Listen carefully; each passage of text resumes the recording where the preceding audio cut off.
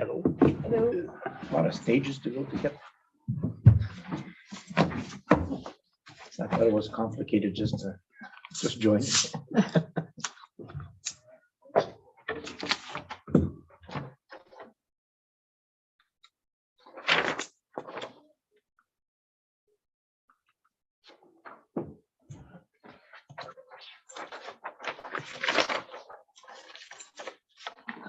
Okay.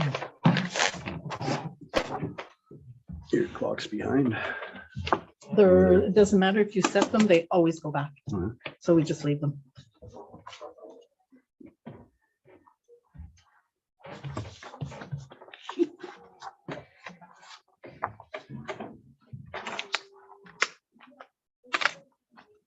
Do you want to sign all the motions after or let everybody sign as we go? No, that works better with you sign them after, I think. Yeah. Okay, so. So you're going to record the movers and seconders then? Yeah. Yeah. Okay, good.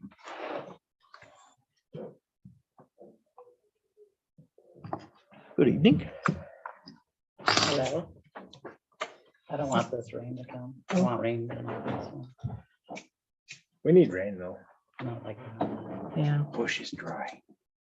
This time of the You're year. just afraid of your culverts at this point? Is that No, the water's very, very low. okay? We could probably suck it up. As long as the couple of beaver aren't a dozen beaver in Development Road. Again. Jane, are you able to hear us properly? Okay. Can you hear me? Yes.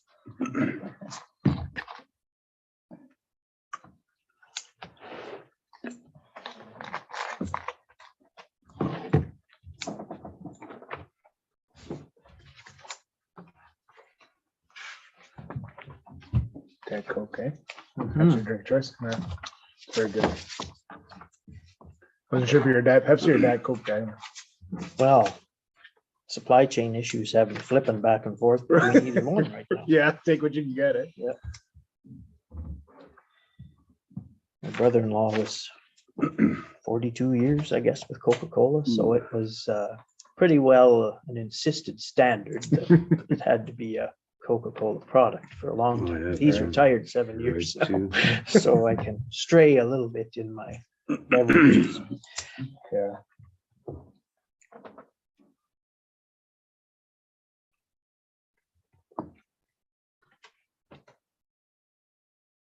Is there a clock anywhere that's accurate? 59, 6:59 59. is Okay. Apple.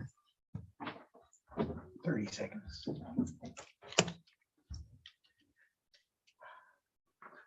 No, I feel good. Are you ready?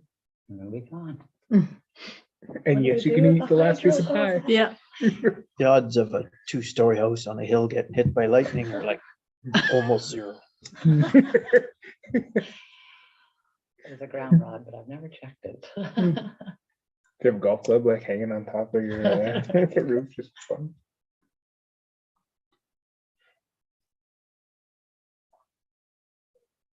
Okay, good evening, everybody, and welcome to our council meeting of September 13th, 2022. I would call our meeting to order and take a mover and a seconder for that. Moved by Councillor Foisey, seconded by Councillor Vinecore, that this meeting be opened at 7 p.m. All in favor? Thank you, carried. At this time, I just would welcome council to take a moment of reflection in memory of Queen Elizabeth, our sovereign who hangs on the wall, and all of us swore the oath to 4 years ago to serve in this capacity of municipal council.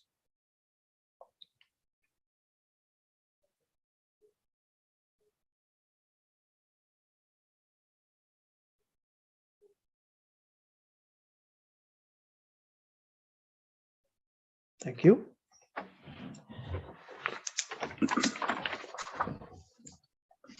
The meeting, our last meeting, was August 9th, 2022. And there's a motion or quite an extensive set of minutes in there related to our last meeting. I take a mover and a seconder to accept those minutes. Moved by Councillor Corbett, seconded by Councillor Lagasse.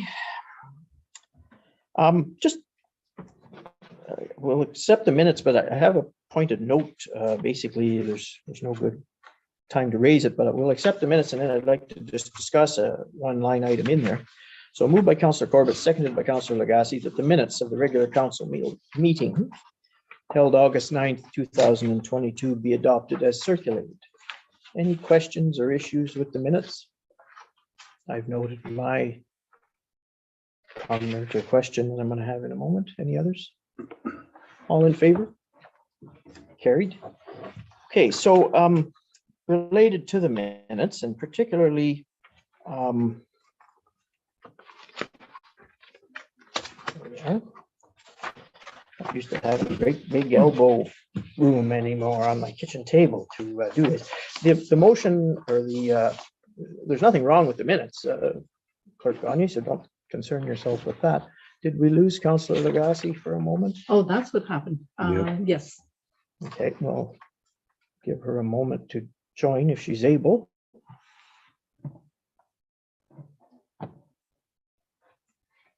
She either lost power or hit the wrong button.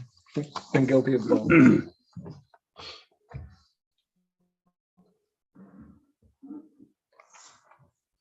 There we go. Lost you there for a moment. So we just took a pause for your return. You're back. Yes, I'm back. Okay.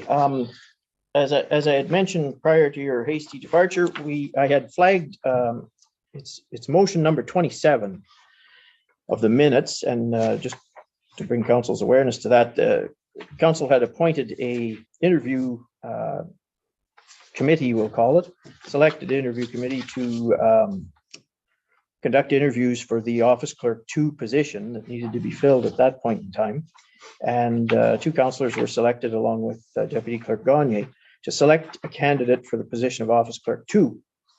Now, the reason I raised this issue today is that it was brought to my attention about 4:30 this afternoon that in fact some candidates who were unsuccessful have been notified that they were unsuccessful in the competition for both the office clerk 2 position and also the position that developed since we last met, that being the full-time office clerk position. As I understand it, and correct me if I'm wrong, the office clerk 2 is the 20-hour-a-week part-time position. Yes. Office clerk 1 is the full-time Yes. position. Okay, so, and there had been advertisement of open competition for both positions online and on the website and other such things, which brings me back to my point that I was advised today by an applicant who had applied that they were unsuccessful. And this was complete news to me because I was completely unaware that interviews had occurred. And second of all, that a candidate had been selected. And third of all, and this is probably the reason I raised the issue tonight, the fact that it would seem that somewhere along the way, the extension of the employment offer was made to the employee, where this particular motion doesn't empower the 2 councillors named or the deputy clerk to do so. It only empowered them to perform interviews and select a candidate.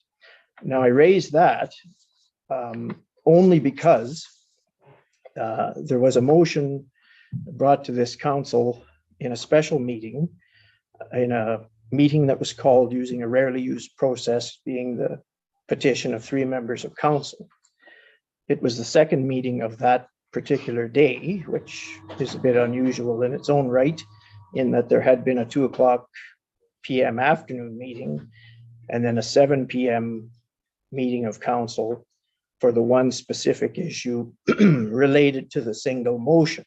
The motion, describing it in relatively general terms, was a motion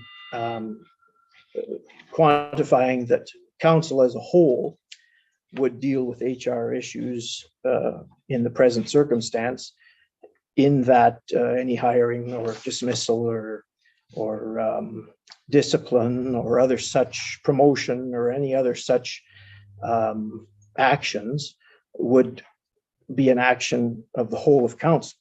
So in my review of hasty review, because I've only had an hour and a half to formulate my thoughts here, and there's never been a good time to raise it, but there's a moment now. That particular meeting in and of itself had some glaring illegalities to it, in that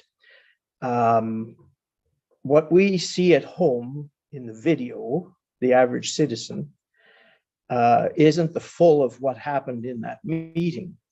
And the ombudsman, when this council, this term, was reported to the ombudsman by the councillor that you replaced, the allegation was that the full of the decision-making process wasn't demonstrated properly in a transparent manner related to, commonly called MFIPA, which is Municipal Freedom of Information and Protection of Property Act.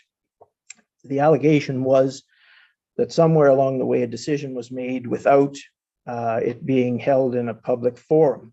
And I raised that only because that brought awareness to me of the ombudsman oversight and the requirements of MFIPA related to proper conduct of a meeting. Not that I was aware before. And for this council's awareness, despite that allegation being made by a councillor, the ombudsman did not find that we violated that act, but that was in fact the allegation. There was quite an extensive investigation that both the CAO of the day and myself responded to and answered all the questions of the ombudsman. And the outcome was the ombudsman recommended that I explain to the community at some point in time how that decision-making process unfolded. I had committed to the community to do that at Christmas time and had not done so to this point in time. I will do so in my election material, but side explanation to that, in the new rules and regulations of the Municipal Election Act, there came a point in time, mid-February, because I had, for various reasons, procrastinated in getting that done, where it could have looked like any explanation I sent out related to that issue could be misconstrued as a campaign statement. And knowing the history of this particular council and its, I would personally state, its vindictive nature sometimes to call up any particular incident for scrutiny, I said it's best to wait rather than cause another incident and explain it at the point in time where it's most appropriate, which is during an election campaign. That's a sidebar. But my point to that is, in that meeting where 3 councillors met and passed a motion unanimously to empower the council as a whole to be the HR department, and all such conduct thereto should be by way of council. In that meeting, there was a chair selected because I was absent and had stated as much and had pre-notified the clerk that I was going to be absent. The video doesn't demonstrate how the chair of that meeting was selected, and it's a clear violation that the ombudsman would immediately point out, that when you select a chair of a meeting, if the regular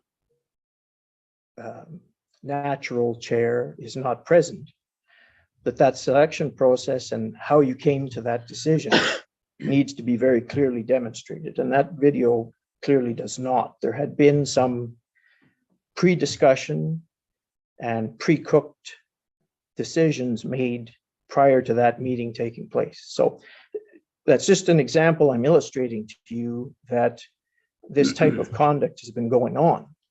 Having said that, when I found out today that both positions had been filled, and correct me if I'm wrong, Deputy Clerk Gagne, but has the part-time position and the full-time position both been filled? Offers of employment have been offered. We're waiting for confirmation for both applicants to accept. And at that time, it will be on the September 27th council agenda for approval. Okay, because the email that the applicant who wasn't interviewed was kind enough to share with me leads them to believe that the decision has already been made and that a candidate has been selected, is how it states. And when I received the phone call, and that's why I'm raising it right now, to the best of my knowledge, using proper process that was imposed by members of this council, nobody has been selected yet to be employed here and will not for at least another 2 weeks when we have a council meeting. Mhm. So the correspondence that went out from you, and I'm not trying to single you out, very clearly stated that a employee had been selected. So there's that. But the other part of that, if that is in fact the case, with it out in the community now that the process is done, candidates have been selected. If this hiring committee that was engaged to select a candidate was operating in a transparent and, let's say, cordial manner to their fellow members of council, the fellow members of council should have been the first to know before members of the public knew whether they were applicants or not. So that is an issue of itself. And it speaks to going back to the original motion that was imposed, that if council is going to be the entity doing this work, it needs to do it in a clear and transparent and proper manner. And it would seem, based upon the awareness that I came to today, we're already falling down in that regard, and that needs to stop. The rules apply to everybody on this council that are imposed by this council, and there need not be any double standards or backroom deals or lack of transparency or secrecy in this group. So if you want to be empowered and have the right to participate in the decision-making process, you also have the onus to conduct yourselves appropriately. And I'm calling this situation right up on the carpet because it has been a thorn in my side for this complete term of council, that it would seem that very many decisions of this council, there was very little debate at this table needed on very significant issues because there was back channel conversation happening. And when it come here, it was a said and done thing. And the majority knew where it was headed before all of council did. So does anybody on that hiring committee wish to speak to what I've just stated here? Please do, Councillor Corbett. Thanks, Your Worship. So you'll recall that the motion that came forward that was passed at the special meeting of council deemed where required, council would make the decision. The Municipal Act actually states that council is required to hire it is stated that the one employee of the council will be the CAO, and then hiring delegations from there will pass down to staff. What this motion last week was speaking to was, because we are short-staffed, and as I stated in the meeting, I would be happy to participate and support the hiring process as far as sitting in the interview process, which we did. There was a predetermined candidate or pre-selected candidate from the deputy clerk that got brought forward after the screening process. For the interview process, Councillor Foisey and I and Deputy Clerk Gagne interviewed that one candidate. And it was very clear after that meeting that we gave our feedback into our thoughts on the candidate from the interview perspective, and that the hiring process would be left up to Deputy Clerk Gagne, as it's not up to the council to make that decision as to who to select for that position. So that's how that unfolded last night for some clarity. Okay.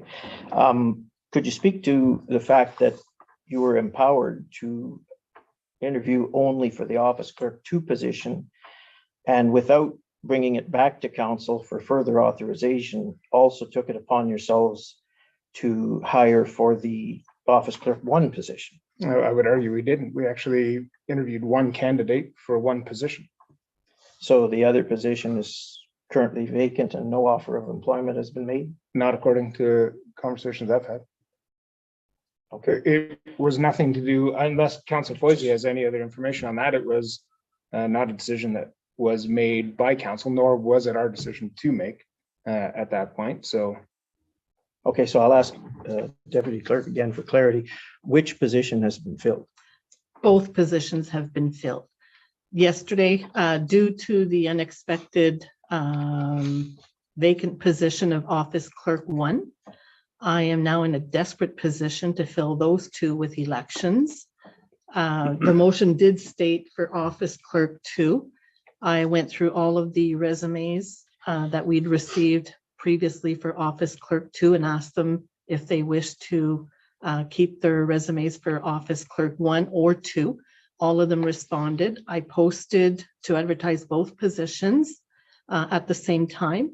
One candidate, which CAO Johnston had previously interviewed, does have strong municipal background. We were going to hire at that time, but for reasons I don't want to get into public right here, she withdrew her nomination. She approached me again last week saying that she was interested in that part-time position only, and not having a CAO or any thing to go on. I went ahead and gave her an offer of employment that I was expecting to bring to the next council of September 27th. With the hiring committee, we did do interviews last night for the position of a full-time office clerk 1. And based on what Councillor Corbett said, we were extremely pleased with it and went ahead as recommended. All of us offered her, made an offer of employment, which we were waiting for that person to accept. Okay. So just for clarity then, Councillor Corbett, when you participated last night, was it? Yes. In the interviews, were you aware that you were not interviewing for the right position, even in that the deputy clerk just stated that she had unilaterally filled the office clerk 2 position based upon a prior applicant, and that's fine. But you were only empowered and engaged to interview for the office clerk 2 position. And last night, you 2 gentlemen sat here and interviewed. What I'm hearing is for the office clerk 1 position, that there's no motion of council for you to even be involved with, let alone interview, and then let alone make recommendation and hand off to the deputy clerk the authority to hire. Were you even in, like, did you know where you were at that point in time? Because you weren't even interviewing for the right position. Well, And nor were you empowered to do so. what I haven't done is taken cheap shots through this process. I'd appreciate it if you didn't do that either. Fair enough. To be fair, I knew that we were interviewing for an office clerk position. Did I know that it was 1 or 2? I didn't. I mean, that was, I will accept that omission on my behalf. Deciding between 1 and 2, it was an office clerk position that we were interviewing for, and we had 1 interview candidate. Okay. That we interviewed. If I may, and where I come from, interviews typically, the term would lead me to believe that more than one choice was made available to me. And if I'm interviewing, it's to scrutinize between the choices of 1 or more. Did you not find it odd that only 1 candidate called upon your services to scrutinize? To be fair, I didn't know what pre-screening process was undertaken. I don't know how many candidates originally applied. Deputy Clerk Gondry brought forward the candidate that she wanted us to interview. I didn't know if I was sitting in 1, 2, 7 interviews. I didn't know how long this process would take when I volunteered to do it. It turned out that Deputy Clerk Gondry brought one candidate forward, and that's who received the interview. We did have 2 interviews yesterday. Did you? Yes, we had one previously. There was a mix-up in time and scheduling. Councillor Corbett was under the impression that the interviews were to be held tonight. So Councillor Foisey and myself, not to delay the one candidate, went ahead and interviewed that person. And Councillor Corbett, Councillor Foisey and myself for all 3 present for the second interview. Okay. Fair enough. I didn't even know that. Councillor Corbett, you were not aware that a First interview. pre-interview had happened? No.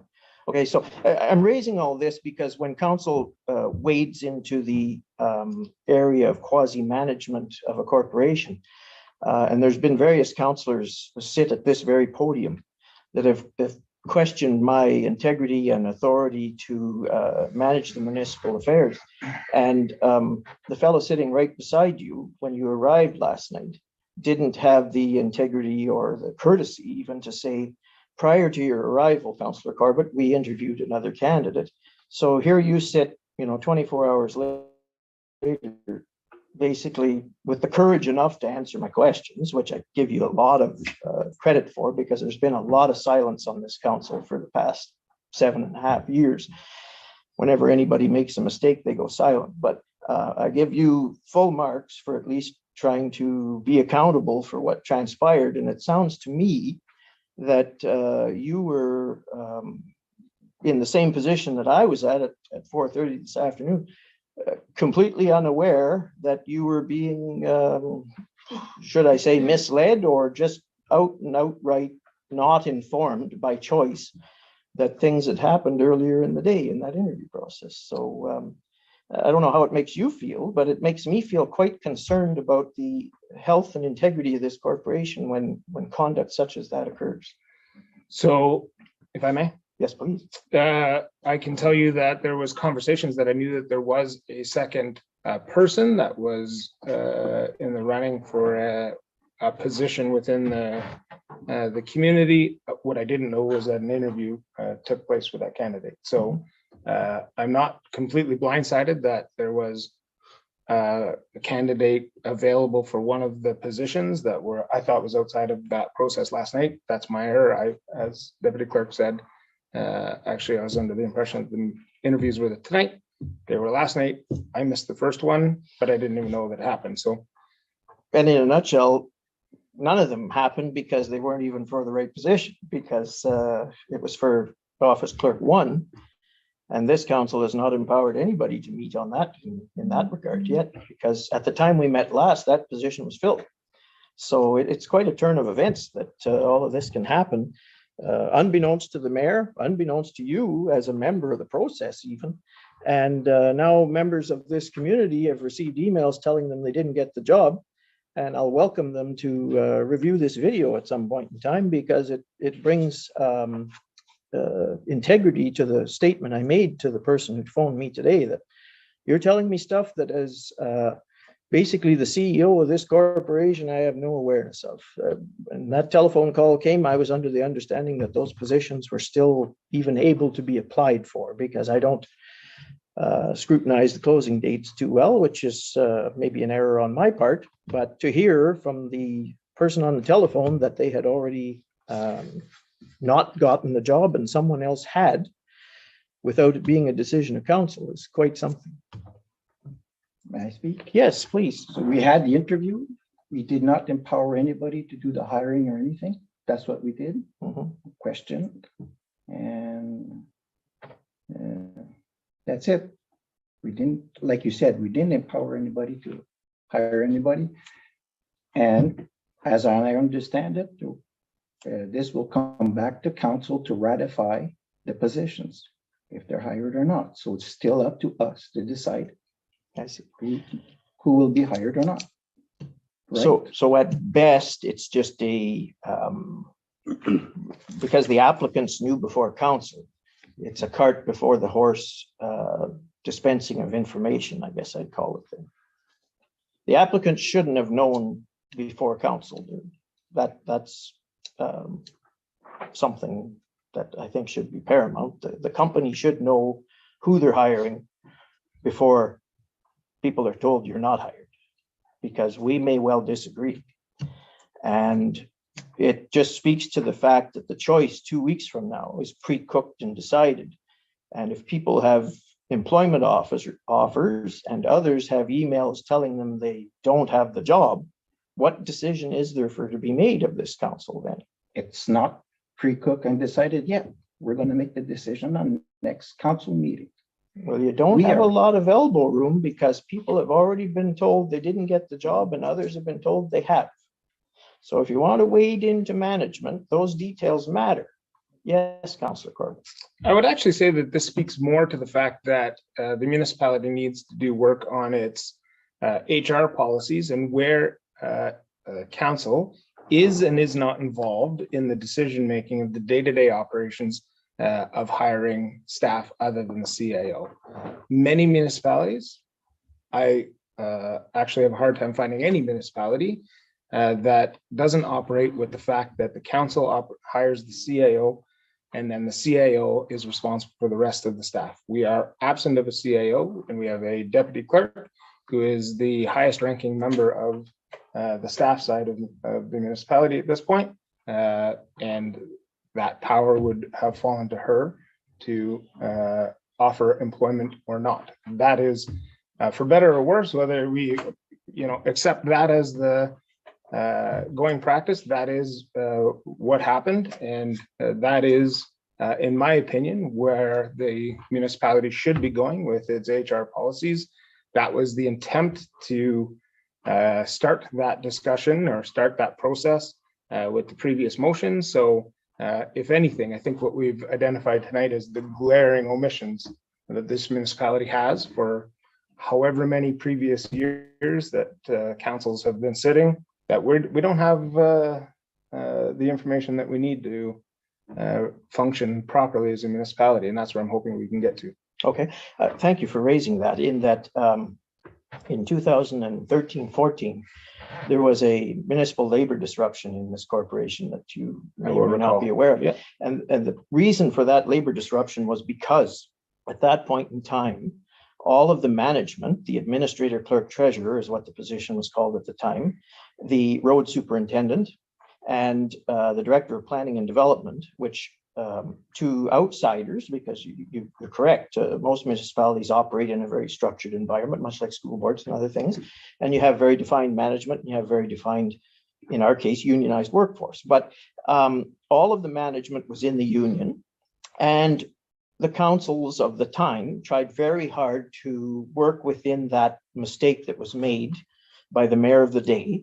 And there'll be campaign literature related to that too. But the mayor of the day that signed off on the roster of union members made a colossal mistake in that the management was included in the union, which basically left only council as the unit outside of the bargaining unit to manage the corporation. Completely a dysfunctional operation, and you've alluded to that.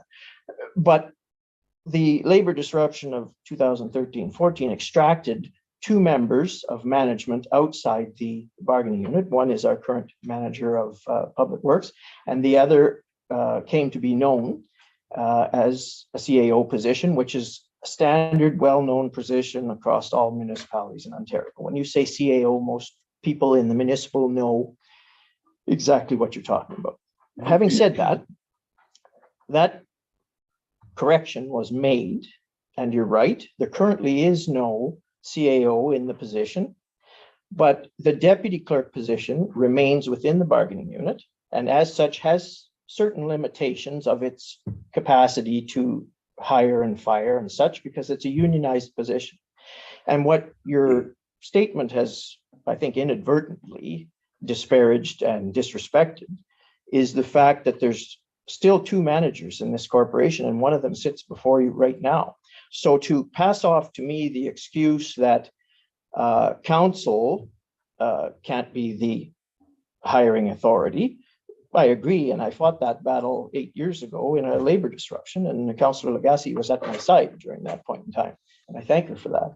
But having said that, if council's not the manager and the deputy clerk's not the manager because they're within the bargaining unit, and CUPE would wholeheartedly acknowledge that position was never extracted from the bargaining unit, then we have, and currently it's debatable, we have a manager of planning and development, and that battle is yet to be fought, because I said to the CAO of the day, that position was never extracted from the bargaining unit. How can you call it a manager of planning and development? But nonetheless, we have a manager of planning and development, and we have a manager of public works.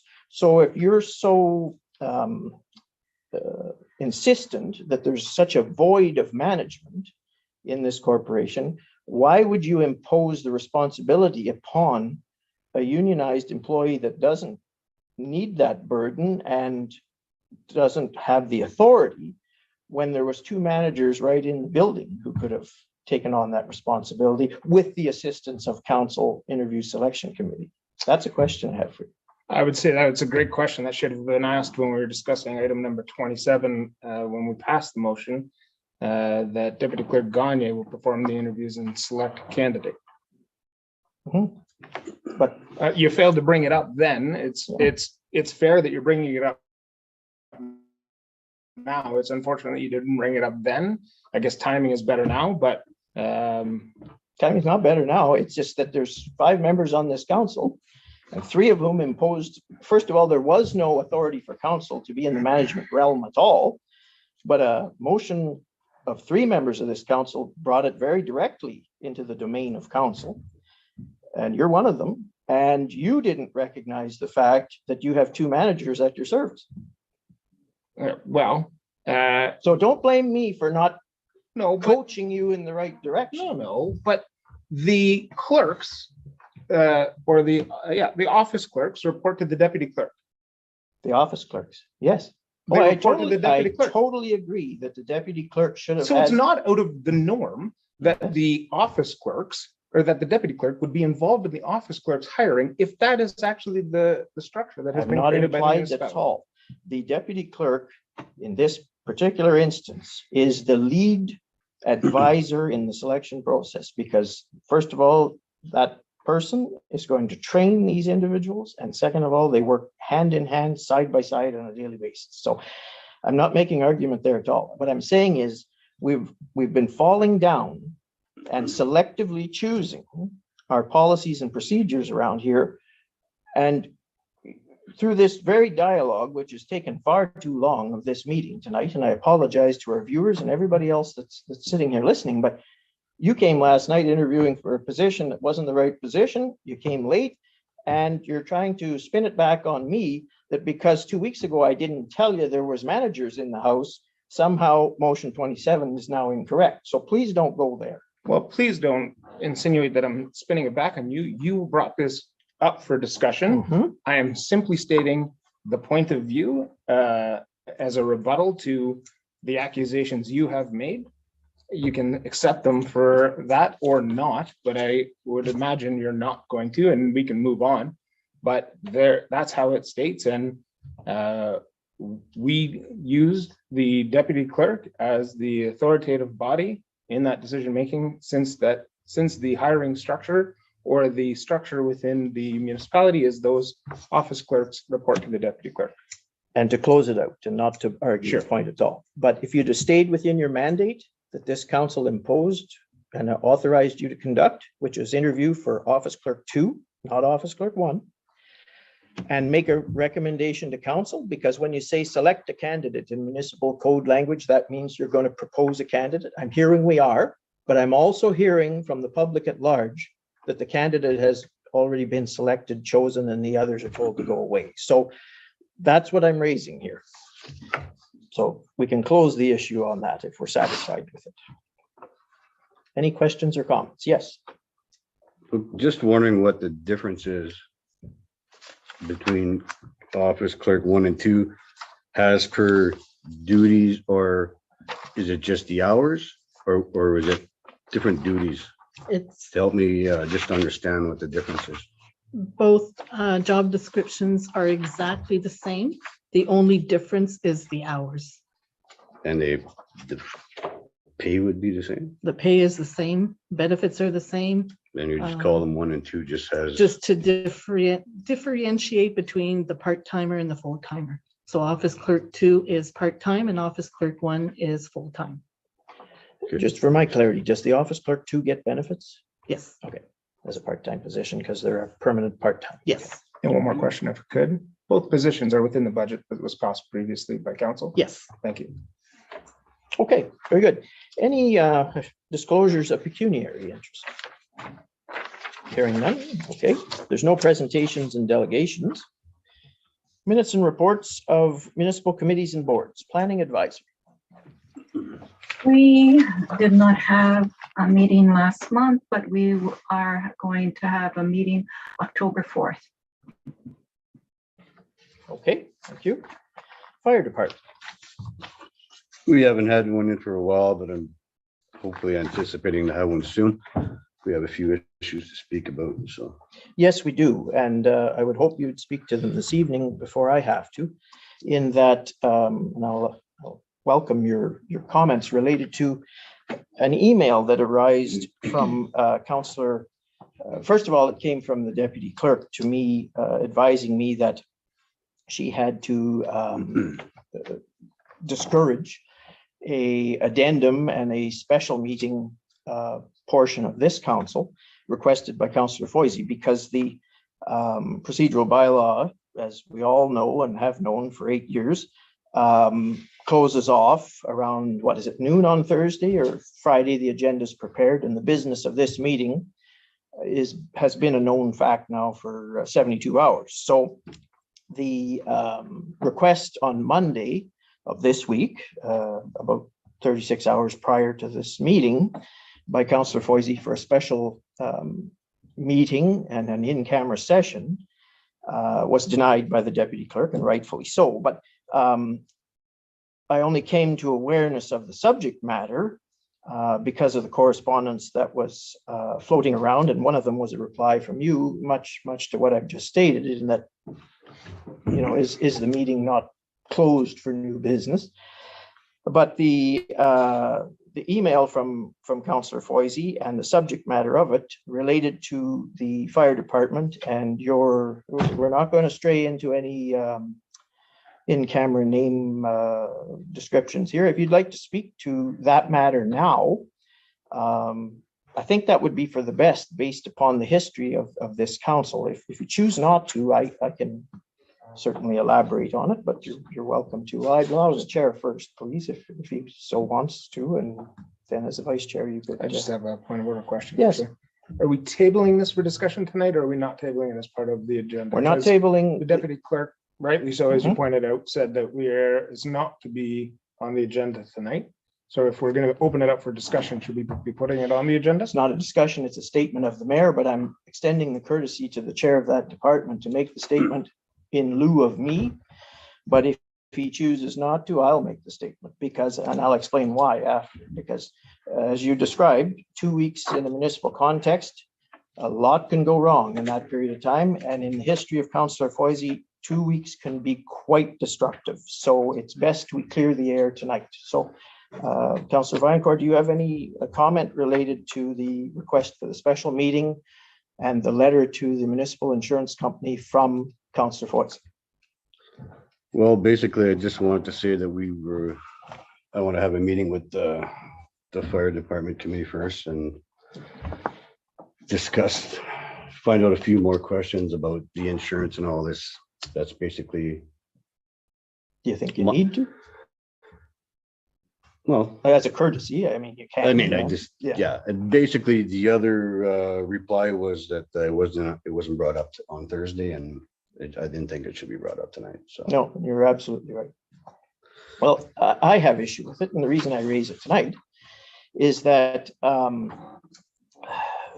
had no awareness that our municipal insurance company had been sent a direct email from a member of this council questioning our fire department's attendance at events within the community and properties within the community. And this for your benefit, Councillor Corbett, this, I can't recall without doing a bit of research, whether you were on council when this first arose or not, but there was an event at the Bonfield Event Park wherein our fire department elected the chief and deputy chief.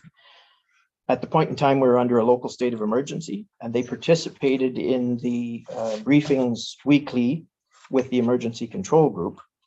And it became the subject of an integrity commissioner report filed by Councillor Foisey that improper conduct and instruction had been given to the fire chief to attend or not attend this event at what was called by Councillor Foisey private property at the event park. The chief, May I correct you? yes, go ahead. I didn't call it a private event. Staff called it a private event. Okay, which member of staff? I'm not going to name anybody. Oh, sorry. Okay, no problem. Okay, but anyway, the issue was that in a nutshell, the fire department was going to be on standby at an event at the Bonfield Event Park. And the question was raised in the emergency control group because correspondence had been circulating, I believe at that point in time, saying that that should not happen by members of this council. The chief out and out asked me, because under a local state of emergency, I hold greater unilateral decision-making authority, whether or not they should attend. And my advice to the chief, and I'm not a genius, I had been pre-advised by the CAO of the day that should that question arise, because I guess he had been asked first, and he stated to his fire chief, department decisions of deployment are the responsibility of the leadership there. The chief and the deputy chief make decisions where they go and what they do in normal course of business. So to ask the CAO if you're allowed to go here is not appropriate. The question came up in the emergency control group meeting and asked the mayor, is it appropriate? I think they were looking for some reassurance. And because I had been pre-briefed on this, I said, it is your decision to go. I further alluded to the fact that the relationship with the event park and certain members of council had been awkward, and that my preference would be, if they don't need to go, don't go, but they chose to go, and it was in their full right and authority to do so. And the integrity commissioner in his investigation found that I had made no inappropriate suggestion to the chief, nor had the CAO, and it was within the full right and authority under the act for the department to make the decision, which they did. What happened though, and we can call it private property, and part of the comment in the member of council's concern was attending private property. The CAO joked to me, he said, well, if our fire department is not allowed to attend private property, then it only needs to go to about 4 addresses in the municipality because it's all private property if you're going for a fire or a whatever it is, medical call. But having said that, the fire department attended. A member of council phoned the chief at home and ordered him not to. Please do not Okay. say order. I have a record. That was a recorded phone call when I called and when he called back. It's all recorded, and I did never ordered him to do whatever. Okay. It was a conversation which I had a right to do, and I can prove it because I called the fire marshal and he said so. I have documents that can prove that I had a right to talk to him about it. And I never ordered anybody to do anything. I see. Can you stop saying that, please?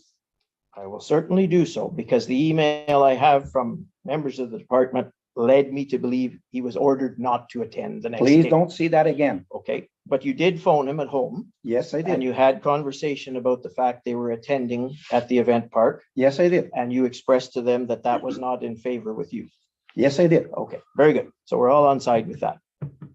Having said that, they did in fact go back the next day after some email dialogue back and forth where they were reaffirmed that their decision-making authority as chief and deputy chief stood, and that no member of council, specifically a single member of council, and a single member of council that is not the appointed chair or vice chair of the department, should not be influencing decision of where the fire department deployed and didn't deploy. May I make another correction? Yes. I didn't influence his decision at all, What was the intent of your phone call then? just to talk about it. That's it. He made the decision on his own. Okay. If that's the case, that's the case. Having said that, what I'm saying is this relationship with our Bonfield Fire Department is quite delicate. That's why I'm talking about it tonight, as opposed to waiting another 2 weeks for this to fester. Because until Monday morning, I did not know, Councillor Foisey, that you had directly written to the Bonfield Municipal Insurance Company. And you've copied us. What we've been copied with is the response from the insurance company to a direct letter from you. You have not given this council the courtesy of copying them on the letter that you sent to the insurance company. So I'm completely at a loss to know what you stated to the insurance company, but the reply from them says that they have great concerns based upon the letter you sent them about exactly what our department is doing, and rightfully so. If who knows what's stated in that letter, whether it's factual or not. So I'm going to go one step further here. You were, Councillor Foisey, a participant of 3 members of council that imposed a very illegal policy on the CAO and myself, wherein all correspondence, text messages, and everything else needed to be copied amongst all the members of council. And while that policy was a subject of some legal action, and the township lawyer called it unworkable, and any other lawyer that you put it in front of clearly states that it violates the Municipal Freedom of Information and Privacy Act, because the CAO and the mayor hold very special authority, as do any member of council, as a matter of fact, not just the mayor, in that if a citizen approaches them and wants to speak to them in a confidential matter, they should have the right to do so without some corporate policy imposing that it be blabbermouth to at least 4 other individuals. So that policy still stands as a glaring violation of this corporate conduct this past term. Well, just let me finish it for a moment. But having said that, and knowing that you were the seconder of that motion, you violated your own intent there, in that I was never copied on this letter that, first of all, and Councillor Corbett touched on it so well earlier, no member of council, and myself included, should be writing directly to our insurance company or our plumber or anybody else. It's a corporation and it flows through proper corporate channels. And a letter from you indicating whatever it indicated, that our fire department was acting inappropriately, is wrong in that regard. It's wrong the fact that you violated the own policy that you seconded, that all the other members of council and the CAO should have been copied. So that never occurred either. And it speaks to a habit that I've brought up earlier this evening, that some people know stuff and other people don't. And it's a recurring habit. And the reason, Councillor Viancourt, that I raised this with urgency this evening and speak to it so lengthy is that in the past, when you raised subjects, Councillor Foisey, that were of direct concern to you, not too long after, you tabled a notice of motion, like usually at the next meeting. And I'll recall one particular instance, but there are others that I didn't have time to quantify this evening. But the most maybe pronounced one is when the subject of snow plowing at the churches and the evacuation center come up in a discussion about something. You tabled it in a notice of motion to this council. But unfortunately for all the entities involved, yourself and this council, it came up right in front of the township's municipal lawyer in a virtual meeting. And his ears went up and he said, "What do you mean you're snowplowing private property? That shouldn't be occurring. And you better let your insurance company know." And it hit the fan only because you had crafted a notice of motion quantifying the long-standing, probably 50-year or more practice of this municipality to snowplow churchyards and snowplow that emergency center yard, kind of under the radar, goodwill. There's no contracts involved. Nobody's doing anything except something good and a good community gesture. But the moment you tried to quantify it in a notice of motion, alarm bells went off all over the place, and all the responses were, "You can no longer do that. As a municipality, we have liability in this world now."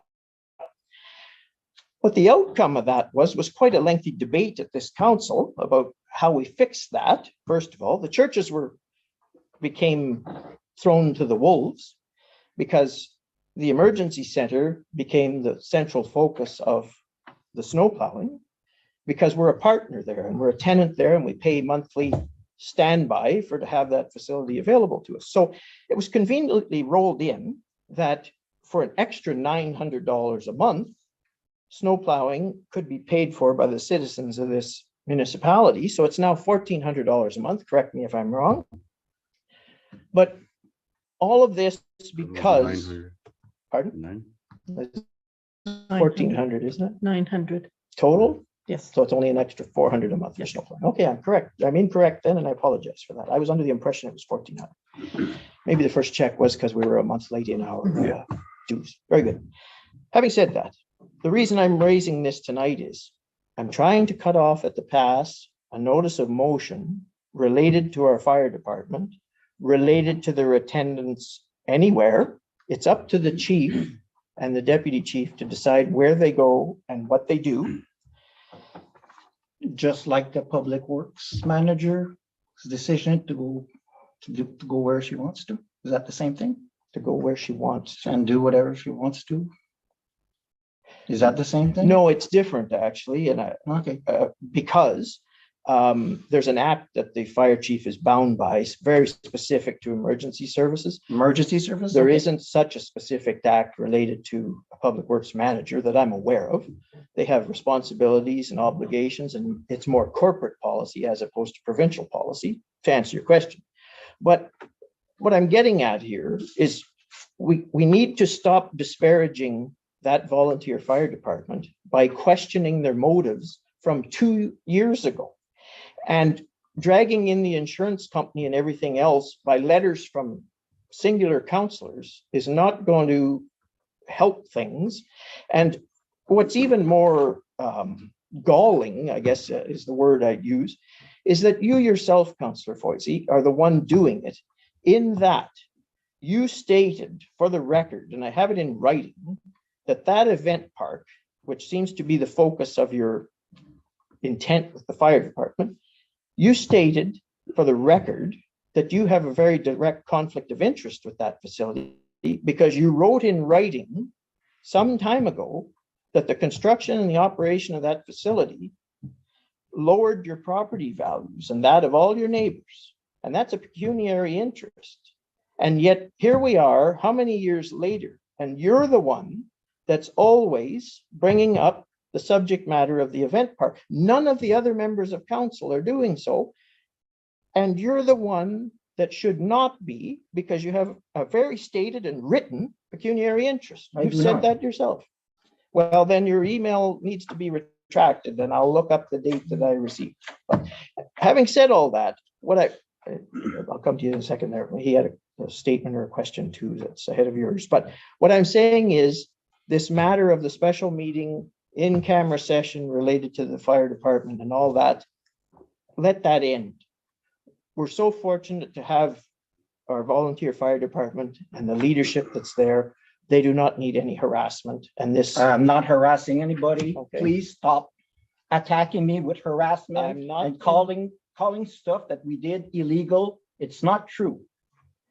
then I would like you to prove that it's not true Well, because you sued us and you quit your lawsuit for whatever reason. Point of order, your worship, we're really far off the topic of Okay. fire Yes, department. one moment, minutes and reports. one moment. Was that your statement you wanted to make, Councillor Foisey, when you had your finger up a moment ago? No. That I asked you to wait? No, what I did was done exactly what was done with the plowing for the hall. Exactly that. There's liability issues there.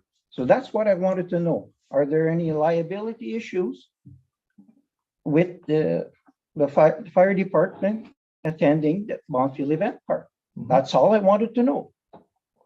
And that's what they answered. That's it. That's all. In answer to your question about the lawsuit, you will also recall that the CAO filed lawsuit first against you. I waited until the last possible minute to file a lawsuit against this municipality. It's not against you and it's not against anybody. It was against the municipality for a policy on their books that was illegal and is illegal. No, it's not illegal. It wasn't proven illegal. Please stop saying that. Okay, it wasn't proven illegal because I took the high road when the CAO left and you paid him for his legal fees. I did not pay him for his No, legal you did fees. not. Council Please. did. That's right. Okay. But he was paid for his legal fees. And when I come out of a significant event for myself, I came out of my sister's wake and my lawyer said to me, the insurance company that was handling the file on this municipality's behalf wants to fight it to the death because if you prove this right across Canada, municipalities are in trouble because there's lots of them with illegal policies like this. I can say illegal policies because that's my opinion. Having said that, you have one moment on your point of order, because there's been lots of disorder this evening. Another moment of it won't hurt. But I dropped my lawsuit at my own personal expense because I don't want to fight with this council. I didn't want to fight another 5 years, which is about what my lawyer estimated it would take to work its way through the court system, just to prove myself right. For what purpose? Because at that point in time, it was almost 2 years into the event. And as you're demonstrating tonight, you still haven't got the point that it was wrong to do. And a simple apology would have sufficed, rescind the motion, and we all could have moved on from it. What did I do wrong?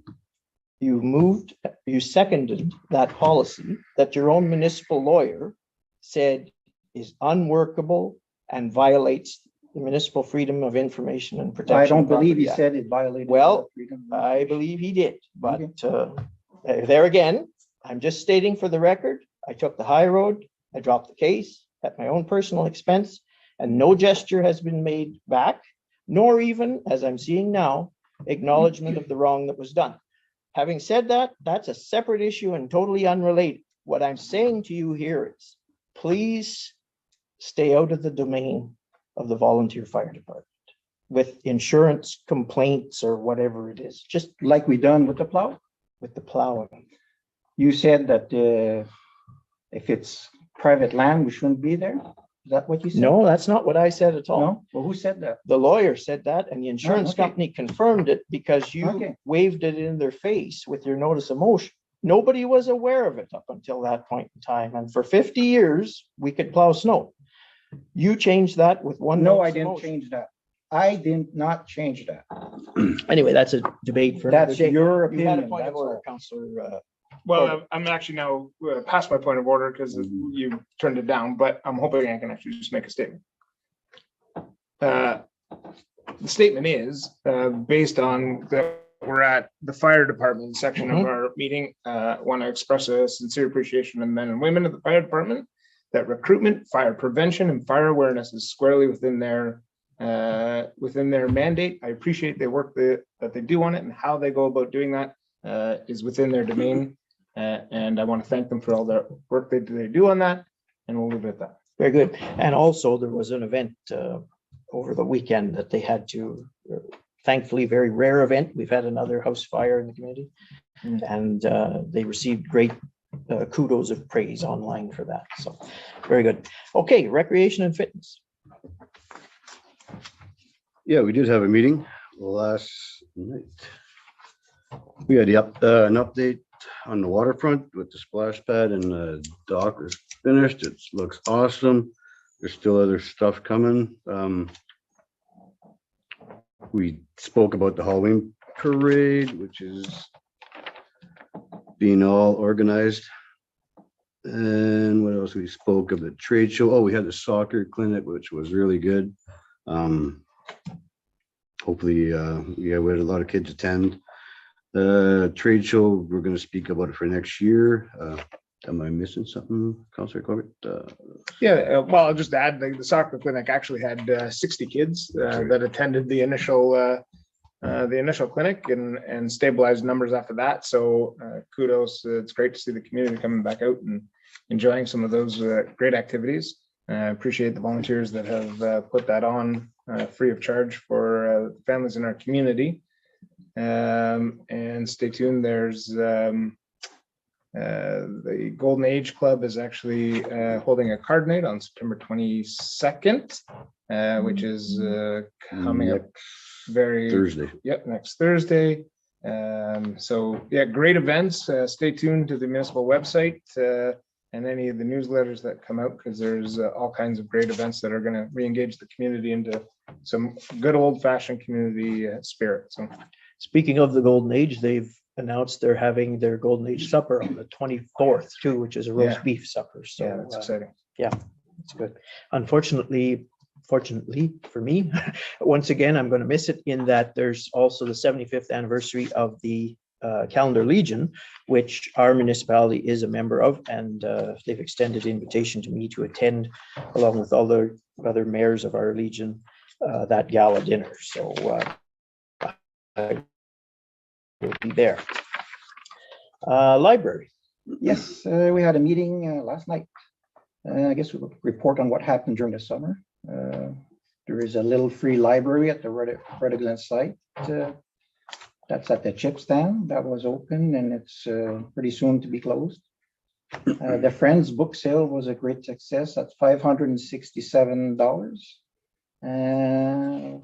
Many summer programs have taken shape, and there was an application for a $500 mini grant from the International Dyslexia Ontario Association. Some of the summer programming was the Grab and Go craft kits, TD Summer Reading Club, which a prize was won, a Lego Creative Brick Box, and there was a TD Story Walk, Sometimes I Feel Like a Fox, by Danielle. Okay. And that was on August 13th. And was some children programming with collaboration with the early on, hands-on early learning experiences. And was a purchase of 117 decodable books for dyslexic readers and new DVD series. And official welcome to Jeannette Martin.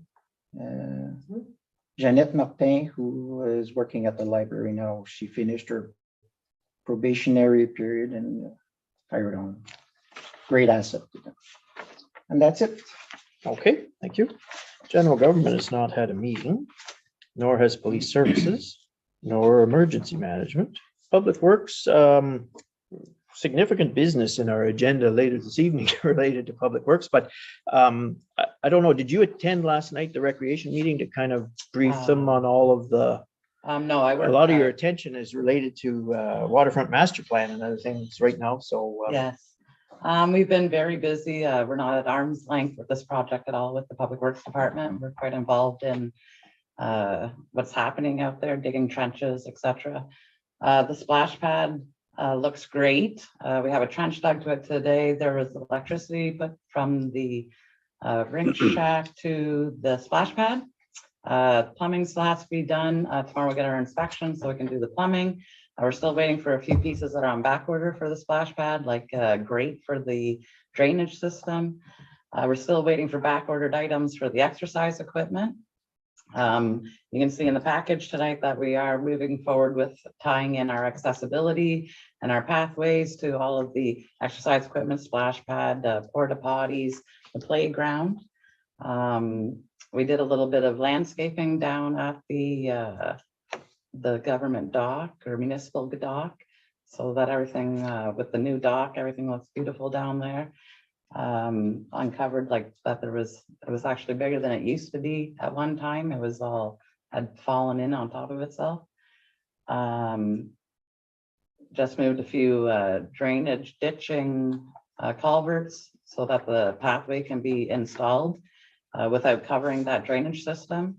There's quite a bit of some concern of environmental impact, etc. However, we have taken all that into consideration so that drainage system won't be buried. I've had meetings with Talon Lake in regards to the dock and Blanchard's Landing, etc. There's an information package in here for you to read. It is moving forward. It's quite encouraging to see everybody. There's a lot of members at the table, so it's very encouraging to see that happening. The roadside grass cutting was completed. Little things have popped up since the agenda was made. Inspection stations for the garage. MVIS is the acronym for it.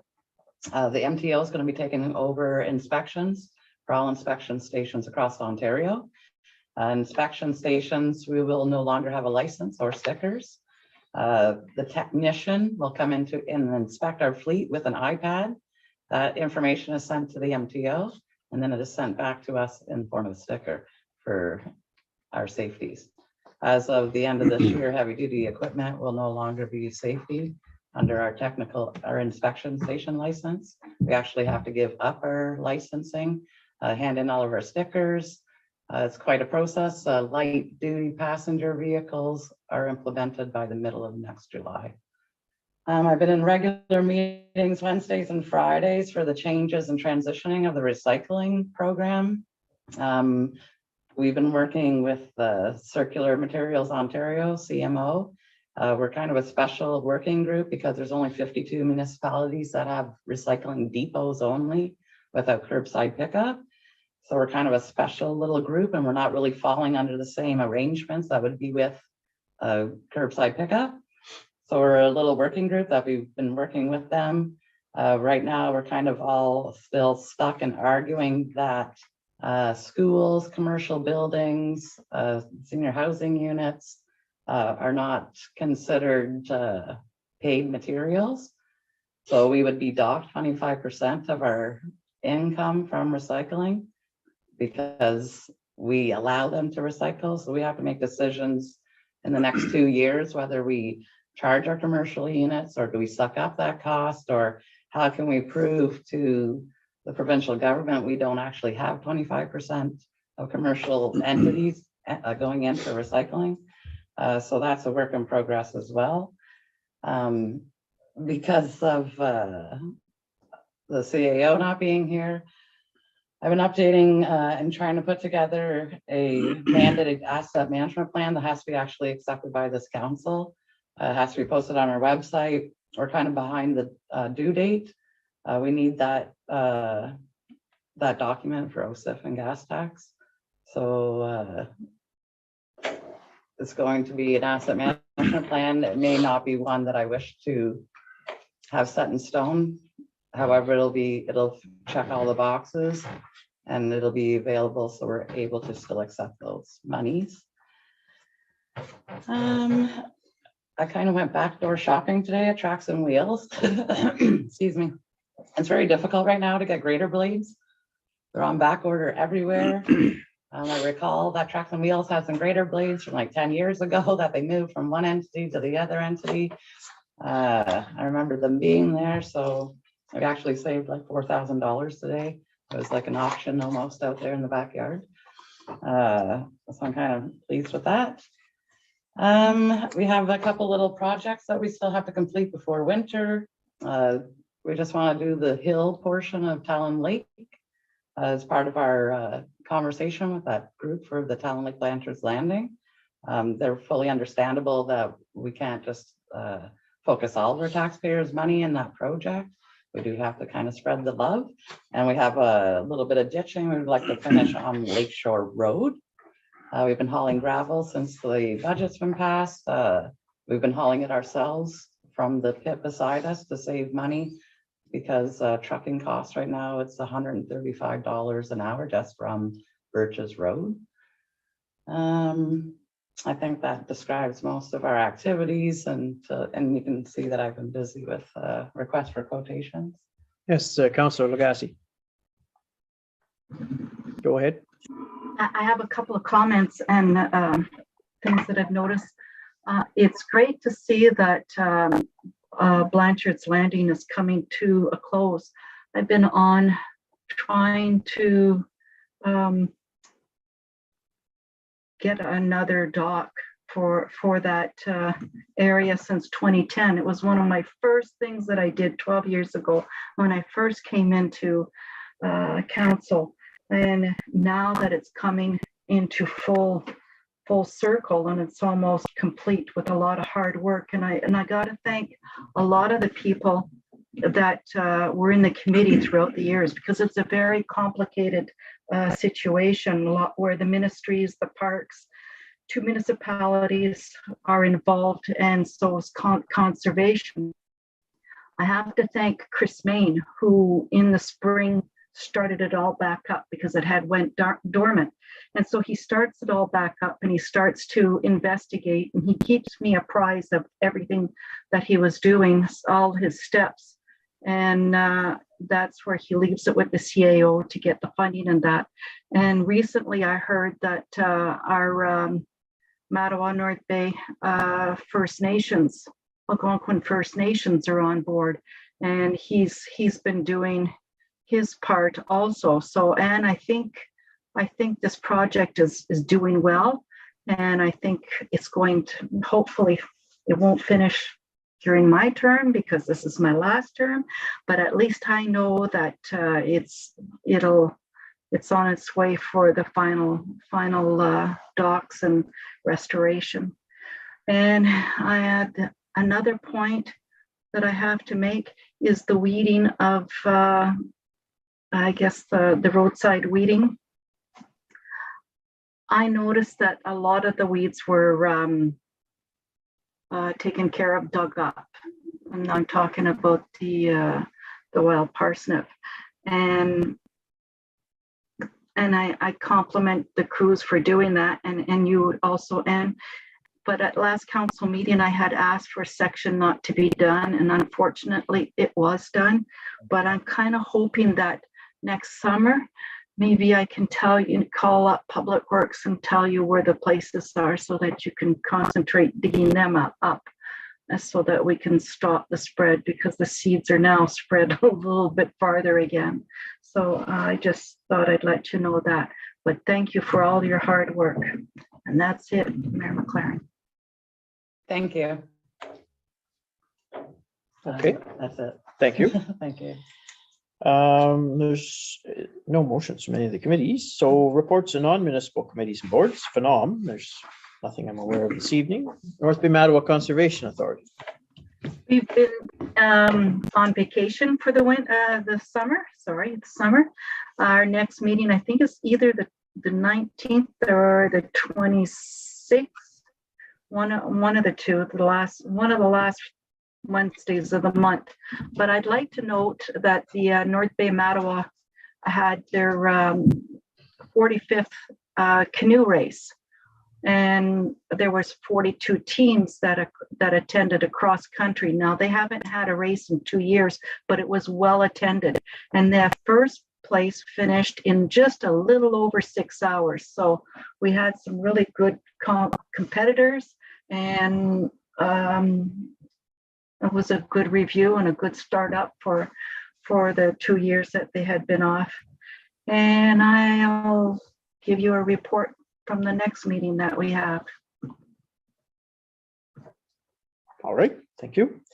Castle Home, fortunate for me because we haven't had a report from our representative on the Castle Home board, but Sherry Culling, who's a provincial appointee, is also employed by the Calendar Legion. And when she called to confirm my attendance at the gala supper on the 24th, we turned it into a Castle Home conversation, in that she's very engaged as a board member in that project, and the fact that Castle Home construction is well underway, seemingly within budget, and the transition to the new CAO has happened, and all seems on the right track there at this point in time.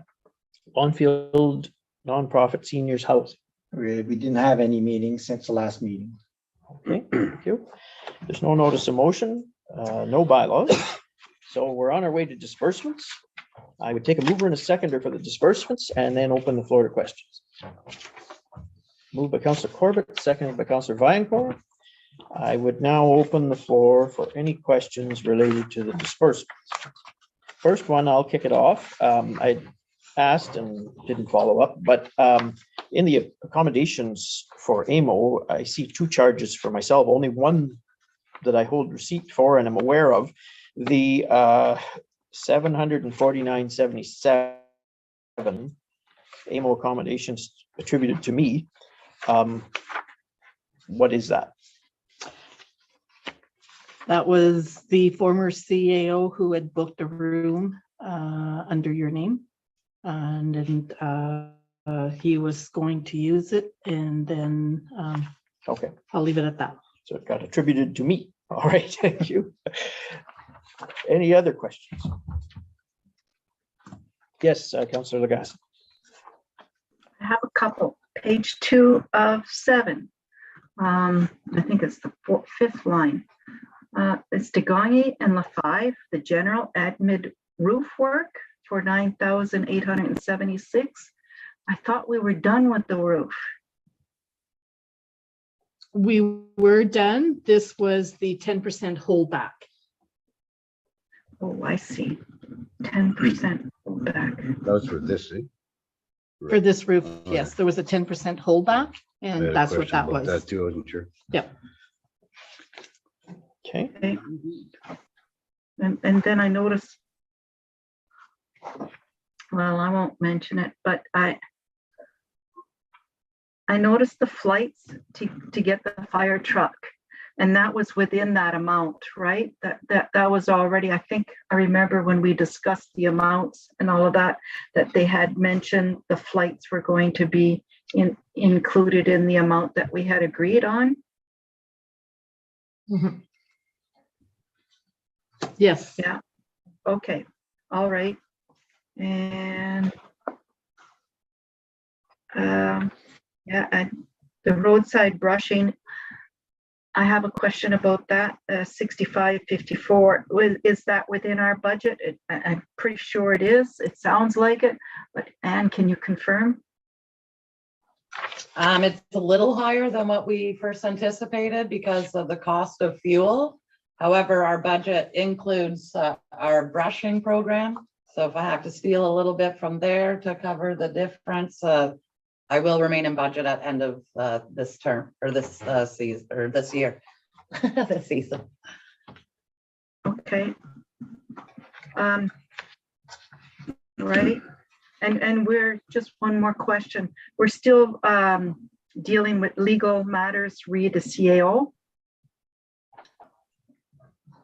Is that resolved or? there's no legal matter with the CAO, but that was advice I received related to the CAO. All right. Okay. Thank you.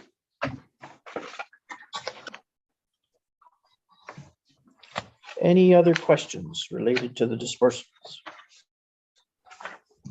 Okay, motion moved by Councillor Corbett, seconded by Councillor Viancore, that the following disbursements be approved as prepared.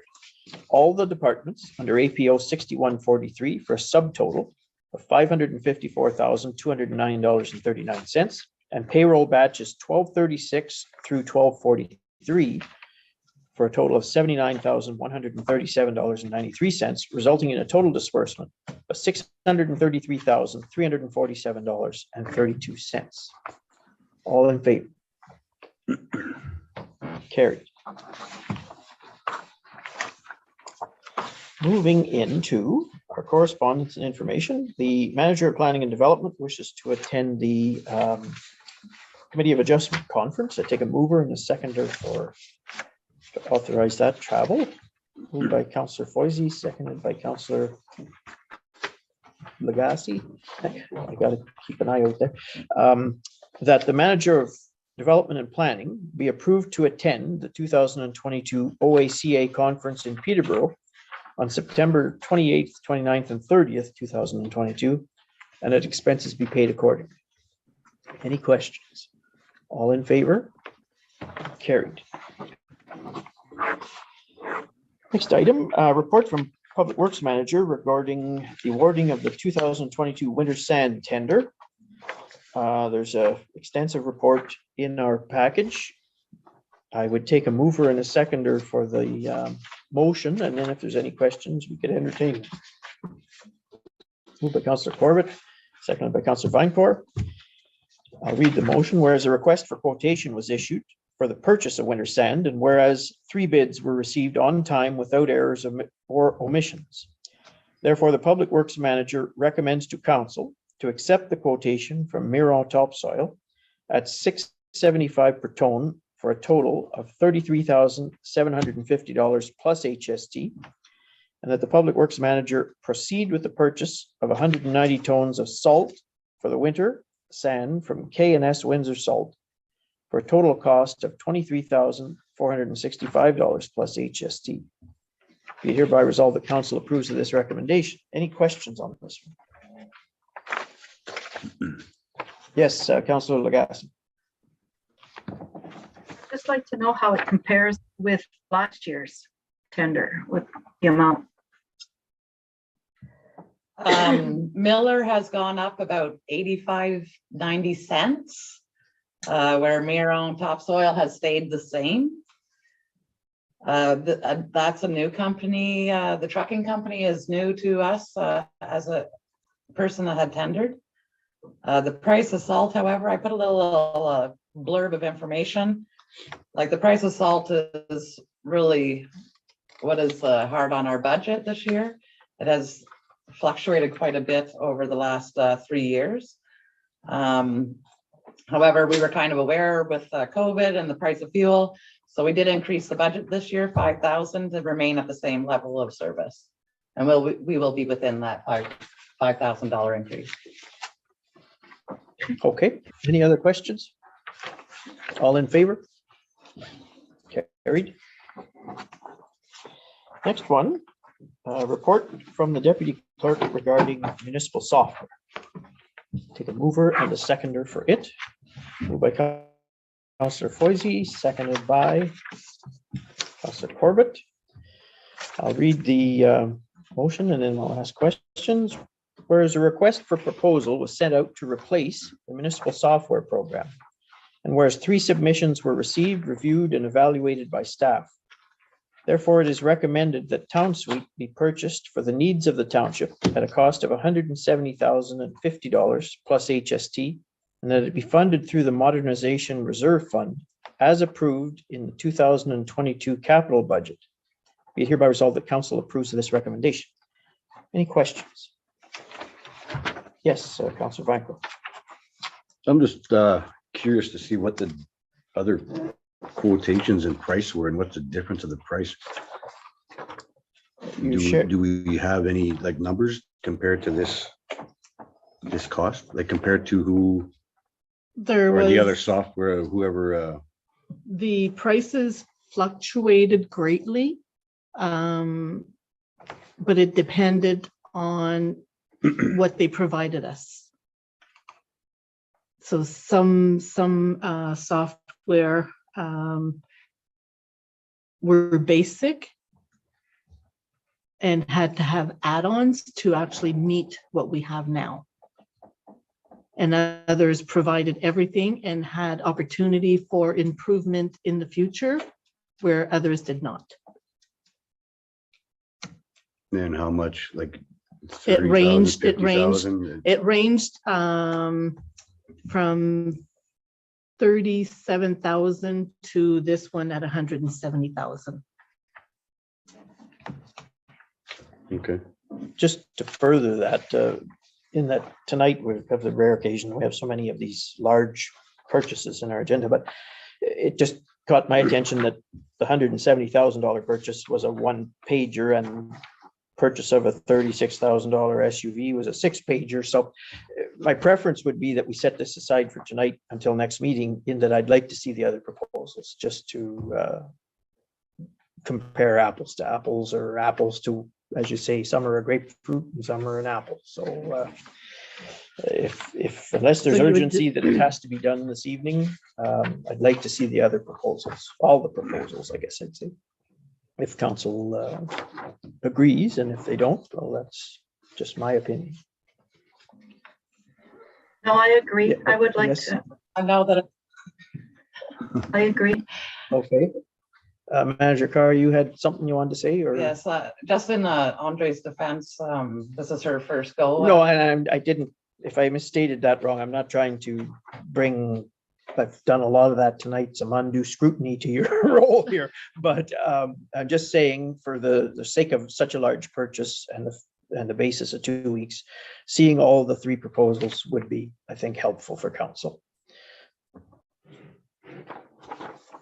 Yes, Councillor Corbett. And in addition to that, if we're going to delay this, I'd also, perhaps it would be helpful to see the scoring.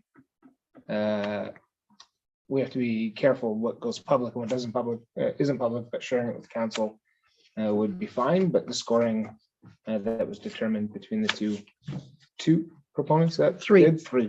Thank you. 3. I'd like to see, yeah, also. Okay, so we'll set this aside for tonight, and it's just referred to our next meeting. Thank you. Okay. Report from Public Works Manager awarding an SUV tender for the Building and Planning Department. Here I go raining on people's parades again, but before we start, I want to make a statement, and I don't have a problem with buying the SUV and all of that if it's necessary, but your rationale for the truck that we currently have, migrating it to the Public Works Department and putting the plow and the maybe a sander box or a dump box. To my best recollection, that truck being a 4-door regular duty short box thing, I don't see it having longevity in the Public Works Department under heavy duty usage. And I say that only from 20-year-old experience working at Chincor in Mattawa, and those type of trucks, just, they're passenger vehicles basically, and they don't stand up to what you've alluded the intended use will be.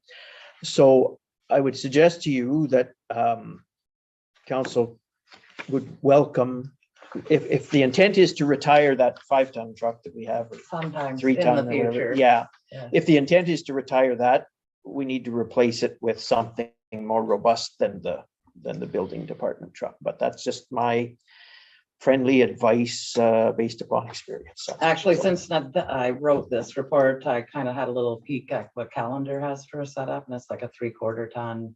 And I totally get what you're saying. Besides that fact, though, we could use the other pickup truck. Like the students usually have our pickup truck with the rototiller, the grass cutting equipment, the lawnmower. Often I'm in my own vehicle doing little errands or whatever, which doesn't bother me. But like the other day, we did a patrol in 3-ton as opposed to the truck. So it would be still a benefit to the department, regardless of putting a sander unit in the plow in it. Okay. So on that then, related to the purchase of an SUV, which is kind of the intent of the motion, but the intended purpose of the truck is where I strayed to there. Is there a mover and a seconder for the SUV purchase? Yes, moved by Councillor Viancourt, seconded by Councillor Boise. Whereas an RFQ for the purchase of an SUV for the Building and Planning Department was executed and sealed bids were opened and reviewed by the Public Works Manager. Therefore, the Public Works Manager recommends to Council to accept the bid from Tremblay Chevrolet Buick GMC in the amount of $33,267.24, and that this be funded by the Building Department Reserve Fund as approved by the 2022 capital budget, and that the current Building Department vehicle be transferred to the Public Works Department upon purchase. Be it hereby resolved, the council approves of this recommendation. Any questions on this? Yes, Councillor Corbett. So just so I'm clear, the current vehicle being transferred is the truck that we're discussing? Yeah. Is that used as a, I don't know how to, I'm gonna call it a commuter vehicle. Obviously with the price of gas and big backhoes up and down the road are very expensive, but if we need to transport staff to and from for breaks or anything, are we putting any consideration of utilizing the more fuel efficient vehicle as opposed to having staff coming back and forth to the yard with our big equipment when not necessary? Yeah, so usually the staff eat on site if for their lunch or their breaks. If they do need to come back, somebody will be going by, picks them up, or they leave the equipment and come in one vehicle back to the shop. The planning department vehicle only has like 22,000 kilometers on it. And it's a 2016, I believe. And I think that an SUV would be more better for them and for us to have the pickup truck for picking up greater blades or things like that. And I think at 20,000 kilometers, the truck is probably still quite valuable at what the current rate is for used vehicles. And actually, I think we're getting a very good deal for a brand new vehicle as the SUV. As I noticed, used SUVs are running around 28,000, 29,000 right now on lots. So I think it's a great value to the township for both. Thank you. Councillor Gassi, you had a question? Yes, I do believe, Anne, that you are right. It was 2016, and I remember that because Doug had waited several years for this pickup that he had got. It was a Chev, and if I remember correctly, it was around the same price tag. And he said, you know, what a great deal. We can't pass this up. But he had waited several years, and he was tickled pink the day that he got that truck. And the reason why he got that truck for planning was because it could bring his equipment that he needed when he was doing his inspections and that. So I was wondering if the pickup was not better for the planning than the proposed GMC. And as you mentioned, there's not very many miles or kilometers on this vehicle, and it is in good shape. Are we not wasting money buying a vehicle that we really don't need, or am I wrong? That's my view. It's my understanding that the building department reserves their funds and they have to be at a net zero. So every year they do put that reserve away for a vehicle. As for the tools and equipment that they need to run around with, I believe it's a bar locator and some stakes. There's if they need the truck, there's no one going to say, oh, you can't use the truck. The SUV is all-wheel drive, so they'll be able to get around the township in the winter time. And like I said, I'm kind of doing this on the behalf of that department as the manager is new and trying to get this out there for them. Okay. Any other questions? You're probably on track there, Councillor Lagasse, in that we likely don't need a new vehicle if the 4-year-old one has 22,000 kilometers on it for that department, but there is some rationale that the reserve needs to be expended in some regard for that department. And if this is a backdoor way for the Public Works Department to acquire a vehicle, basically at no charge, then that's how it's occurring. It would seem. Interdepartmental sharing is what I'm seeing. And you correctly described, Councillor Lagasse, the mantra and the rationale for having a vehicle at all for that department, because we used to pay mileage, was that some of these developments that are occurring and lakefront and so on, the construction roads and driveways and other such things to access them, front-wheel drive and two-wheel drive wasn't cutting it anymore. And we moved to a 4-wheel drive vehicle for the employee to access the sites. Any other questions related to the SUV acquisition subject? If not, I'll call the vote then. All in favor? Carried. Item 5, a report from the Public Works Manager regarding the waterfront development pathways. Again, this is one that I guess I hadn't been keeping score on. I knew there was conversation happening related to accessing the new equipment and so on, but the sticker shock when I saw the figure caught my attention, certainly on the pathways, but it's explained in your report, you know, the wood boardwalk or interlocking stone or other such type access pathways are high maintenance and don't meet access for disabilities, i.e. wheelchairs or walkers or canes or other such things. So good old asphalt, while we don't like laying down a pile of that in municipal parks, is probably the most affordable way of having access to that equipment. So I take a mover and a seconder to further this project along. Moved by Councillor Foisey, seconded by Councillor Viancore. I'll read the motion, then we can ask any questions related to it because it's also sizable. Whereas the Accessibility for Ontarians with Disabilities Act, AODA, requires that all new equipment that has been constructed in the parks be accessible. And whereas the waterfront plan has identified pathways and that these pathways also must be constructed to meet AODA surface requirements. Therefore, a request for quotation was executed for the construction of an asphalt pathway in Centennial Park and Cabascon Park, and that the two bids were opened in a public Zoom meeting. Therefore, the Public Works Manager recommends to Council to accept the quote from Pioneer Construction Incorporated for a total of $212,134.59, including taxes, and that the funding from FedNor and NOHSC be used for this project. Be it hereby resolved that Council approves of this recommendation. Any questions? I was just a little shocked by the price myself, but Statement.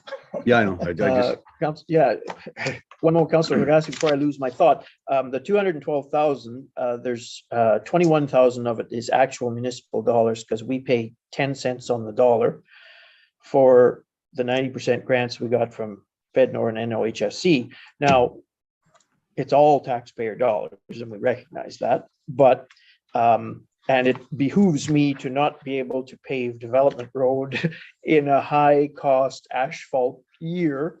That was our rationale when we decided at budget time not to, do our surface this year.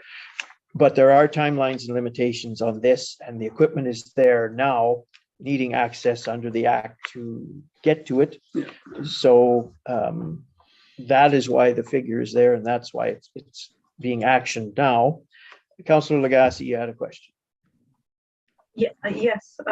It's not a question. It's just I know the funding's there and everything to be used on a project like this, and this pathway is something that I've always talked about.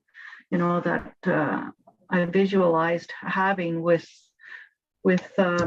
markers of different plants and trees, and just something that people can go look at, like the Rideau Canal in Ottawa, where they've got a plaque of a tree and what its uses are, and the names and everything, and like a teaching tool.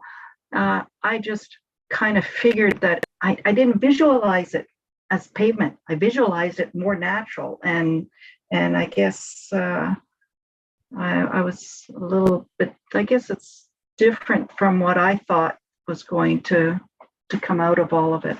That's all. I would have liked to see the money. I would have liked to see the money go out on a road. Yeah. Yes, unfortunately, the funding has to be spent. FedNor funding has to be spent by the end of December, and NOHSC money has to be spent by March. I can't construct the pathway in time with other materials, And like I said, the AODA is very strict on its policies. For instance, like the playground had to have sensory ability. It had to have the ability to put a wheelchair in there. It had to have the ability for the visually impaired to be able to use the equipment. Actually, reading the act, I learned that when they make sidewalks, that the curb is a different material than the actual sidewalk. So a person that's using a walking stick can hear the difference. The act is very expensive on that requirement. And it was identified in the waterfront plan that it was to be asphalt. And like Mr. Mayor said, it would be way more maintenance free if it's asphalt as opposed to using lockstone. It's quite damp, our areas, the water table is high. Concrete is impossible. Well, it's not impossible, but it's a dream with the shortage. So I think that this was the most viable option, and the funding does cover it, as well as the portion of the township, and it's the best idea I could give you. Fair enough. And your Thank you, season Ben. is closing. as far as- Yes, You're welcome. yes, Councillor Corbett. Just to Councillor Gass's point, I too wasn't picturing asphalt. And the only thing that kind of soothes me on it is I think of the North Bay waterfront and their big long asphalt path and how beautiful of a job that they have done with their flowers and plaques and all of that. And I'll just maybe plant the seed, no pun intended, that perhaps after retiring, a much deserved retirement from council, there might be some opportunities to volunteer in making that a beautiful place of our community. Just planting that seed. Okay, so we've discussed at length this. I can read the motion again, or I can call the vote, whichever you prefer. But it's Call for, the vote. okay, very good. All in favor? Carried. Good. We've just done $500,000 worth of business there in a very short period of time. Moving then to revenues, landfill revenues regarding a incident that happened, and we're going to be receiving some contaminated material that at some point in time, and they're paying us to take it into our landfill site, and at some point in time, we're going to crush that stuff and turn it back into road surface. So if I've summarized that right, I'd take a mover and a seconder for that process. Moved by Councillor Viancore, seconded by Councillor Corbett. I'll read the motion if there's any questions. Whereas a quote was given to iTech Precision Group Incorporated for a soil and road building material cleanup. And whereas the quote was accepted for the estimated cost of $144,920. Therefore, the Public Works Manager recommends to Council that the revenues from this venture be placed into a reserve fund to handle the material in 2023. Be it hereby resolved that Council approves of this recommendation. Any questions? Yes, Councillor Corbett. Just for record, I have read it, the report. Our landfill is equipped to take this kind of material. Perhaps Manager Carr, you can just explain. We have an HWIN licensing. The next landfill, I believe, is Sturgeon Falls, that also has the ability to take in contaminated soils. It's comforting to know that that material has been sitting there since last October. However, the material is close to a waterway. It's about 1 kilometer south of the northbound 11 scales.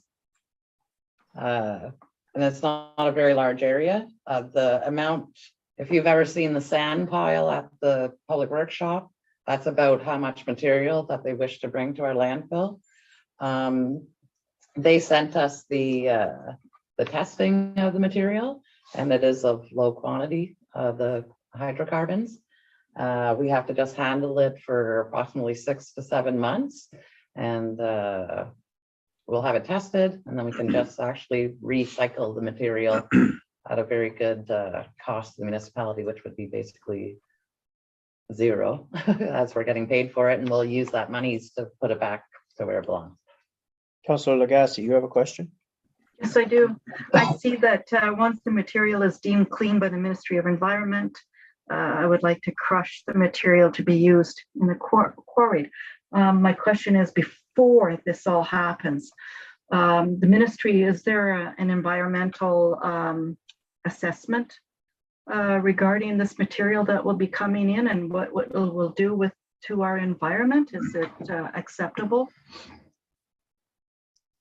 Yes, it's actually mostly rock. There's barely any soil content to it at all.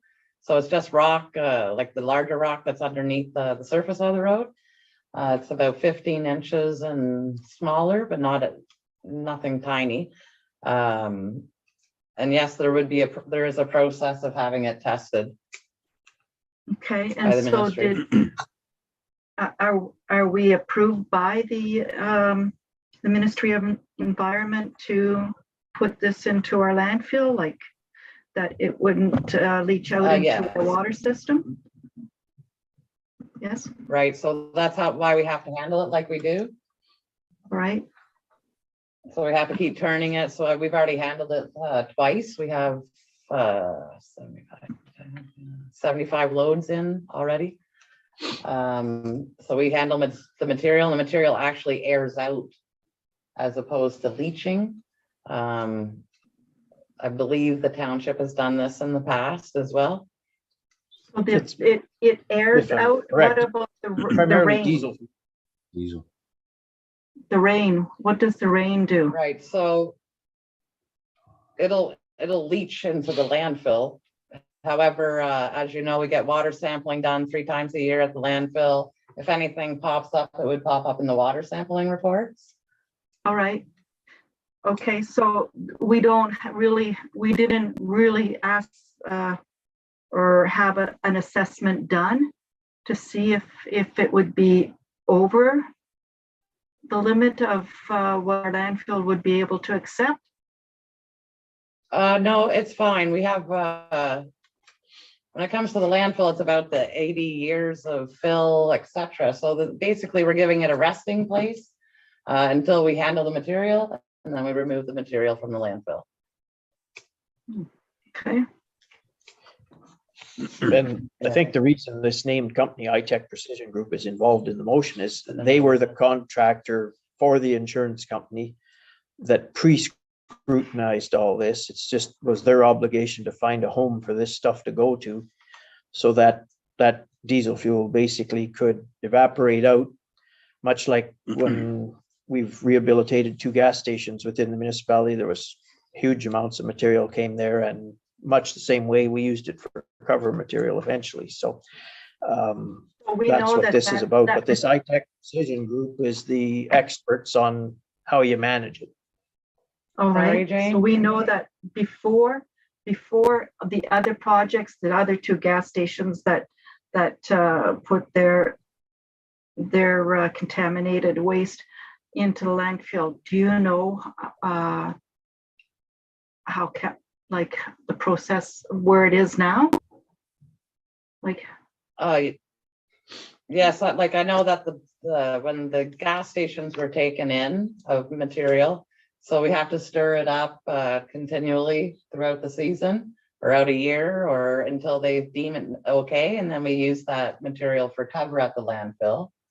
that was a few years ago. Has that, you don't have to deal with that anymore, or as the environment? Oh, no, it's already used. Okay, so it's clear. It's long gone and used as cover Gone. material. Okay, all right. I just wanted to know that. Thank you. Sorry, you're breaking up, Councillor. Any other questions related to this motion? All in favor? Carried. It's basically just a motion to reserve the income. That's all related to the subject. Item 7, manager of planning speaking to a deeming bylaw regarding severance that's already been granted. But the deeming bylaw usually applies when there's 2 pieces of property side by side and you want to maybe build in the middle of it or something like that, and you deem them together to make one parcel for use. So I take a mover and a seconder for it. Moved by Councillor Foisey, seconded by Councillor Corbett. Whereas Joanne Stewart and Alexandra Stewart have requested that council entertain a deeming bylaw for their properties located on Shields Point Road, lots 9 and 10 on Plan 36M 542, to satisfy a condition of consent application B4 2022. Be it hereby resolved that council approves of this recommendation, and further that Joanne Stewart and Alexandra Stewart be responsible for all disbursements incurred by the Township of Bonfield and submit a deposit of $750 to the township prior to the file being forwarded to the municipal solicitor. Any questions? All in favor? Carried. Moving then to our information, there's a variety of them there, not the least of which is there's some filming going on in Pine Lake Road related to the television program The Lake. That's an HBO show. And the report that we discussed earlier about the Blanchard's Landing efforts there related to the dock. Some pre-advisement from the Public Works Manager to expect bills related to the 2015 case backhoe. And the Ontario Wildlife Damage Compensation, number of municipalities seeking the $50 that municipalities get to process that whole program on behalf of the province be increased. There's no new business. There's unfinished business that's not coming forward this evening. There's no addendum, so we've made our way to confirmatory bylaw. I'll take a mover and a seconder for it. Moved by Councilor Corbett, seconded by Councilor Lagasse. First, council deems it expedient to pass 3 readings of the following bylaw at this session. Be it hereby resolved that a bylaw to confirm the proceedings of council from August 9th, 2022 to September 13th, 2022. We read a first, second, and third time, passed in number 2022-38, and that the said bylaw be signed by the mayor and clerk, sealed with the seal of the corporation, and be engrossed in the bylaw book. Any questions? All in favor? Carried. We've completed our business for this evening. I take a mover and a seconder to adjourn. Moved by Councilor Feinberg, seconded by Councilor Corbett, that this meeting be adjourned at 8:53 p.m. All in favor? Carried and thanked. Good night, everyone. Good night, Anne. Good night, Andre. Thank you. Night.